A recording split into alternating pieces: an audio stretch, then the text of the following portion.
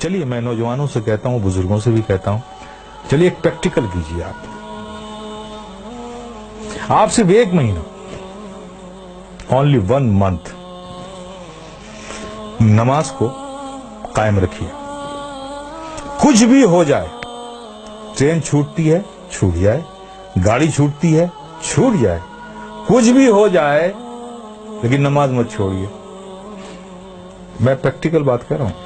1 مہینہ اس پر قائم رہیے، پھر 1 مہینے کے بعد نماز خود ہی آپ کو نہیں چھوڑے گی. آپ کر کے تو دیکھو یار، کر کے تو دیکھو میرے پیارے، پھر دیکھو کیا لطف آتا ہے. آج تمہیں سایہ بھی ڈرا رہا ہے نا، سایہ سے بھی ڈر لگ رہا ہے نا، نماز کو اپنے سینے سے لگا دو. خدا کی قسم ظلم و تشدد کی کیسی ہوئی آندھیاں بھی چلیں گی نا، اس سے بھی خوف نہیں آئے گا تمہیں. جو بندہ 5 وقت اپنے رب کی بارگاہ میں حاضر رہتا ہو. ارے بھائی، ایک آدمی ہے جو منسٹر کی آفس میں کام کرتا ہے، اور دوسرا آدمی جو آفس میں کام نہیں کرتا لیکن 3 بار پرائم منسٹر کے پاس جاتا ہے. دیکھیے کیسے سینے چوڑے کر کے چلتا ہے وہ. اس کا آنا جانا پی ایم کے وہ آفس میں ہے.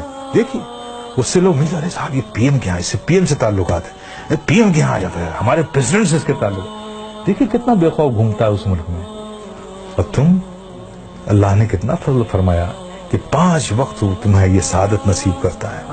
میرے بندو آؤ میری بارگاہ میں، جب تم کھڑے ہوتے ہو تو میں تمہیں دیکھتا ہوں، تمہاری عبادت. اور ایسی حالت میں کھڑے ہوتے ہو، ایسی حالت میں کھڑے ہوتے ہو، چونکہ میں دیکھوں گا نا تو میں جسے دیکھوں اس کی حالت بھی تو ویسی ہو.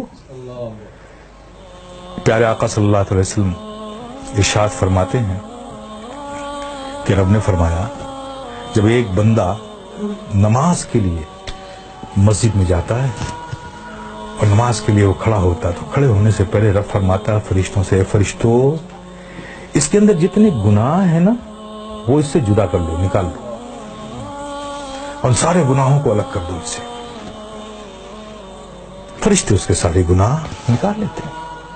اب بتائیے سارے گناہ نکل گئے اور آپ نماز میں کھڑے ہو گئے، اللہ اکبر، اور رب کی توجہ آپ پر، رب آپ کو دیکھ رہا ہے، آپ اس کی عبادت میں کھڑے، گناہوں سے خالی ہو گئے. آپ سوچئے اب نماز ادا کر رہے ہیں صدق دل سے، میاں انہماک کے ساتھ، رب کے ذکر میں، اس کی یادوں میں مستغرق ہو کے آپ جو بھی دعا مانگو، گناہ الگ کر لیے گئے، عبادت میں ہو، رب کی بارگاہ میں ہو، دعا قبول نہ ہو. لیکن دیکھیے ہماری مادیت کا اثر دیکھیے کہ وہاں بھی ہمارا ذہن بھٹکتا رہتا ہے. آپ سمجھ رہے نا. پھر اس کے بعد کیا ہوتا ہے، جب وہ بندہ نماز سے فارغ ہوتا ہے، کتنی بڑی نعمت ہے آپ سوچو. نماز سے فارغ ہوتا ہے، فرشتے پوچھتے ہیں، مولا وہ جو نماز سے پڑھنے سے پہلے اس کے گناہ الگ کیے تھے، وہ جو سب رکھے ہوئے ہیں الگ، اس سے یہ نماز سے فارغ ہو گیا، اب اس کا کیا کروں، اب اس کا کیا کروں. تو رب فرماتا ہے جب تم نے الگ کر لیا ہے تو الگ ہی رہنے دو. آئے ہے، کتنی بڑی نعمت سے ہم محروم ہو رہے ہیں خدا کی قسم ہیں. اس لیے میرے عزیز، میرے پیارے، یہ بہت بڑی نعمت ہے، بہت بڑی نعمت.